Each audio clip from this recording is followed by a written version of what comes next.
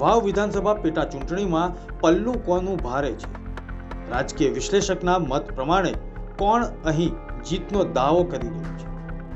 રાજકીય વિશ્લેષકોના મત પ્રમાણે વાવ વિધાનસભા પેટા ચૂંટણીમાં કોણ આગળ છે અને કોણે નડશે તે પણ જાણવાનો પ્રયત્ન મુંબઈ સમાચારે કર્યો. ગુજરાતના જાણીતા રાજકીય વિશ્લેષક ભરત રાજગોરને મુંબઈ સમાચાર પર સાંભળો. નમસ્કાર, મુંબઈ સમાચારમાંથી હું છું જીગર પંડ્યા અને વાવ વિધાનસભા બેઠકની જ્યારે મતદાનની શરૂઆત થઈ ચૂકી હોય ત્યારે આ જંગ જે જામ્યો છે તેમાં ભારતીય જનતા પાર્ટી, કોંગ્રેસ અને ભારતીય જનતા પાર્ટીના ગોત્રના જ ઉમેદવાર અને સંગઠનમાં કામ કરી ચૂકેલા માવજીભાઈ પટેલ પણ મેદાનમાં છે. બળવો કરીને આ વખતે જાણે ભારતીય જનતા પાર્ટી સામે ખુલ્લેઆમ બળવો કર્યો હોય તે રીતે ભારતીય જનતા પાર્ટીને ક્યાંક નડી રહ્યા છે અને કોંગ્રેસને કેટલો ફાયદો કરાવશે નહીં કરાવશે તે તો ચૂંટણીના પરિણામો આવશે ત્યારે ખબર પડશે. પરંતુ ગુજરાતના જાણીતા રાજકીય વિશ્લેષક ભરતભાઈ રાજગોર મારી સાથે ઉપસ્થિત છે. ટેલિફોન ઉપર તેમની સાથે કેટલીક રાજકીય ગતિવિધિઓની ચર્ચા કરીશું. ભરતભાઈ નમસ્કાર, સ્વાગત છે આપનું. નમસ્કાર જીગરભાઈ, બોલો. વાવ વિધાનસભા બેઠકની જ્યારે મતદાન શરૂ થઈ ચૂકેલું છે ત્યારે એક રાજકીય વિશ્લેષક તરીકે આ જે જંગ જે છે તમારી નજરે કેવો જામશે? જીગરભાઈ, વાવ બેઠક પ્રમાણમાં શું છે, બનાસકાંઠા અને પાટણ જિલ્લો એવા છે કે જે હજુ પણ પરંપરાગત જીવનશૈલી જીવતો વિસ્તાર છે.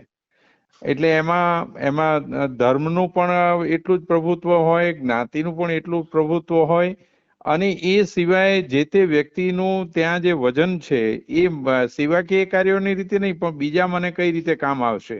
માનો કે માવજીભાઈ છે, માવજીભાઈના પોતાના ભારતીય જનતા પક્ષ તરીકે જયારે એમાં હતા ત્યારના કામો તો બરાબર છે, પણ માવજીભાઈએ પોતે ત્યાં જેને કોઈ આર્થિક રીતે, કોઈ હોસ્પિટલમાં, કોઈ ત્યાં સુધી આપણે કહી શકીએ રાજકારણની રીતે તો પોલીસમાં છે, એ બધામાં જે રીતે ઉપયોગી થયા હોય ને એને કારણે લોકોનું પ્રભુત્વ એક થાય, એ પહેલી વાત છે. હવે ભારતીય જનતા પક્ષે આમ તો પૂરી ફોજ ઉતારી, જેમ કહેવાય, એના પોતાના રાજ્ય કક્ષાના રાજ્યના મંત્રીઓની, ખુદ CR પાટીલ પોતે પણ પક્ષ પ્રમુખ તરીકે ગયા હતા, પ્રદેશ પ્રમુખ તરીકે. એટલે એ જે પ્રચાર થયો છે બધું બરાબર છે, પરંતુ અત્યારે વજન છે મારી દ્રષ્ટિએ, એટલે કેટલાક આક્ષેપો એવા થયા કે ભારતીય જનતા પક્ષ તરફથી જ જાણે માવજીભાઈ ઉભા છે, એટલે જો માવજીભાઈ જીતશે તો વળી પાછા ભારતીય જનતા પક્ષને ટેકો આપશે એવું છે. એટલે એ જે છાપ છે એ છાપ કદાચ થોડીક જો એમને નડે તો કોંગ્રેસને ફાયદો થાય. બાકી તો અત્યારે એક સ્થિતિ એવી છે કે ભારતીય જનતા પક્ષ છે પ્રમાણમાં ગણીએ તો ત્રીજા નંબરે છે અમારા વિશ્લેષણ પ્રમાણે ને જે રીતે ત્યાંના સ્થાનિક પત્રકારો સાથેની ચર્ચા પ્રમાણે. એટલે આ જે સ્થિતિ છે એ સ્થિતિમાં અત્યારે પલ્લું છે એ પ્રમાણમાં એમ કહી શકાય કે જો ભારતીય જનતા પક્ષના જ મત કપાય, માવજીભાઈની તરફ જાય તો કોંગ્રેસને ફાયદો થાય.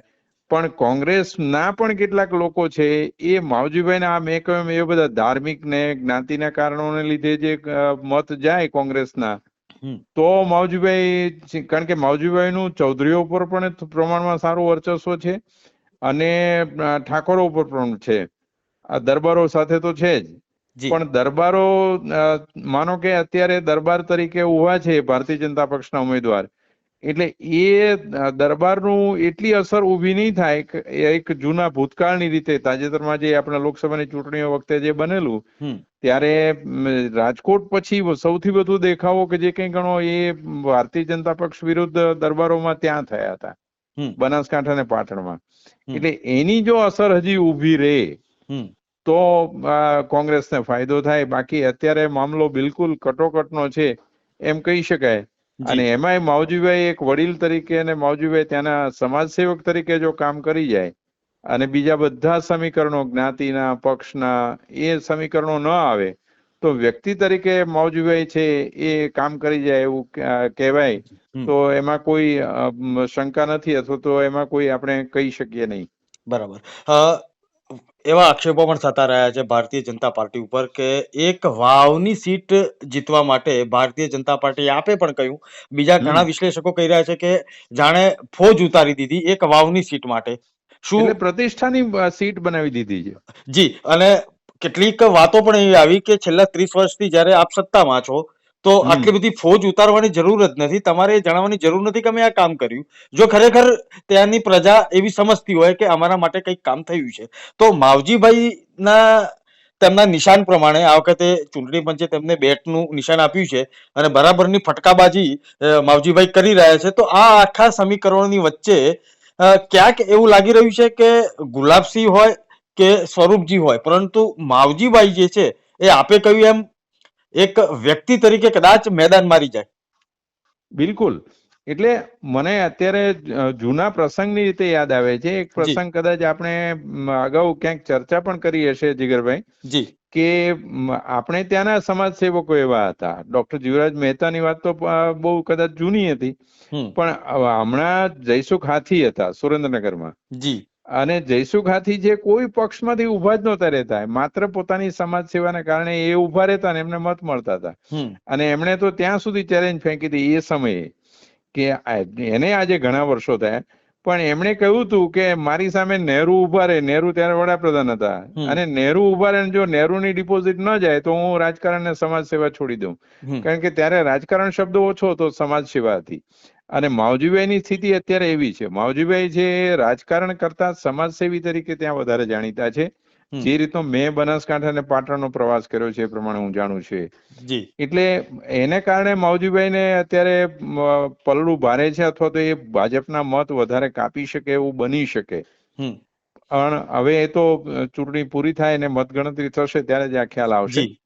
અત્યારે તો એવું લાગે છે કે બીજા બધા સમીકરણો, આ પ્રધાનો કે જે કોઈ ગયા, ધારાસભ્યો ગયા પ્રચારમાં, શંકરભાઈ ચૌધરી ખરેખર તો વિધાનસભાના અધ્યક્ષ તરીકે એમણે નૈતિક રીતે ન જવું જોઈએ, પણ એ ચૂંટણીમાં ગયા અને પ્રચારમાં ગયા, અને પ્રચાર એમણે કર્યો અલબત્ત સન્માન સમારંભ ને આ બધાના નામે કર્યો, સત્કાર સમારંભ ને નવા વર્ષના સ્નેહ મિલનના નામે જે કંઈ કર્યું, પણ એ આખરે તો હતો પ્રચાર. એ આપણે બધા પત્રકારો સમજીએ છીએ. એટલે એ જે સ્થિતિ છે ને, એ એટલી અસર તો પણ ઊભી નહીં થાય એવું મને અત્યારે લાગે છે. અને પછી તો હવે પરિણામો બતાવશે, ત્યારે ખબર પડશે કે આમાં શું, કયું જોર કામ કરી ગયું. જી, ભરતભાઈ, આપ મુંબઈ સમાચાર સાથે ટેલિફોનિક ચર્ચામાં જોડાયા તે બદલ આપનો ખૂબ ખૂબ આભાર. આ મતદાનમાં ભાજપ, કોંગ્રેસ અને ભાજપ ગોત્રના અપક્ષ ઉમેદવાર માવજી પટેલ પણ મેદાનમાં છે. કેવો રહેશે આ જંગ અને કોણ મેદાન મારશે તે વિશે ગુજરાતના જાણીતા રાજકીય વિશ્લેષક સાથે ટેલિફોનિક ચર્ચા થઈ. આવો સાંભળીએ રાજકીય વિશ્લેષક જયેન્દ્ર બ્રહ્મભટ્ટનું શું કહેવું છે. નમસ્કાર જયેન્દ્રભાઈ, મુંબઈ સમાચારમાં આપનું સ્વાગત છે. અને આજે વાવ વિધાનસભા પેટા ચૂંટણી નો માહોલ જ્યારે જામ્યો હોય અને મતદાન શરૂ થઈ ચૂકેલું છે, કેવા સમીકરણો રચાશે? કારણ કે ભારતીય જનતા પાર્ટી ના સ્વરૂપજી, કોંગ્રેસમાંથી ગુલાબસિંહ અને અપક્ષ ઉમેદવાર તરીકે માવજીભાઈ મેદાનમાં છે. માવજીભાઈ નું ગોત્ર પાછું ભાજપમાંથી છે. કેટલા વોટ તોડશે? કોને ફાયદો થશે? શું એનાલિસિસ, શું કહે છે? અત્યારે જે પણ છેલ્લા 3 દિવસથી જે બી કલર આવ્યો છે, એટલે રાજકીય રંગ જે પકડાયો છે, એમાં એવું લાગે છે કે માવજીભાઈ ભાજપ માટે સૌથી મોટા નુકસાનકારક સાબિત થશે. ભાજપમાં થઈ રહેલી આંતરિક જૂથબંધી અને સત્તાની લોભ, લાલચ અને મોહ ના કારણે ભાજપના ઘણા બધા નેતાઓ માવજીભાઈના સાથે ભૂગર્ભમાં પડદા પાછળના સપોર્ટમાં છે, જેના કારણે ભાજપનું થોડું કપરું ચડાણ થઈ ગયું છે. સરકારની વિકાસની વાતો લઈને ધારાસભ્ય સ્વરૂપજી ફરે છે, પણ સ્વાભાવિક રીતે જોવા જઈએ તો જ્ઞાતિબદ્ધી રાજકારણમાં જ્ઞાતિના વોટ જે ગણવા જઈએ તો ચૌધરી સમાજના વોટો વધારે છે, અને સમાજની ત્યાં સંગઠન સારું છે. સામાજિકમાં જે જૂથબંધી ચાલુ થયેલી છે, એવી રીતે જેમ લોકસભામાં ગેનીબેન ઠાકોર સમાજના વોટો પર વધારે લીડથી જીત્યા, મત મેળવી શક્યા, એવી રીતે ચૌધરી સમાજના વોટમાં પાર્ટ જે પડે છે, જે વોટર્સ જે છે, એ બધા જ વોટર્સ માવજીભાઈ તરફ ગયા છે, જે મૂળભૂત ભાજપના હતા, જેના કારણે એડવાન્ટેજ જેને મળશે એનું વોટિંગ 5 વાગે પતે એટલે ખબર પડશે. પણ સ્વાભાવિકપણે એવું લાગે છે કે સામાન્ય રીતે ચૂંટણીનો જંગ બહુ અનપ્રિડિક્ટેબલ થઈ જશે. કેટલું વોટિંગ વધારે થશે અને પાર્ટીના કાર્યકર્તામાં જે જોમ જોશ જોઈએ એ જોમજોશ ભાજપના કાર્યકર્તામાં આ વખતે થોડો ઓછો જોવા મળ્યો છે. નેતાઓ આવે, સભાઓ કરે, સભામાં સંખ્યા દેખાય, પણ વોટિંગ કરાવવા માટે, કેમ કે શરૂઆતમાં તમે જુઓ કે 12 થી 15% વોટિંગ બહુ ઓછું કહેવાય, પણ ખેતી વિષયક કે પશુપાલનનો વ્યવસાય સાથે સંકળાયેલો જિલ્લો હોવાથી કદાચ એવું બને કે બપોરે 2 થી 3, 4 વાગ્યા સુધીમાં વોટિંગ વધે તો ખબર પડી જશે વોટિંગ ક્યાં કેટલું થાય છે, એના પર આધારિત છે. જી જયેન્દ્રભાઈ, બીજો એક સવાલ છે. આપે એક વાત કરી કે માવજીભાઈ જે છે તે ભારતીય જનતા પાર્ટીના વોટ કાપશે. તેમણે તેમની એક સભામાં સંબોધન પણ કરેલું કે પાટીલનો પાવર ઉતારવાનો છે. શું ખરેખર એ સાર્થક થશે?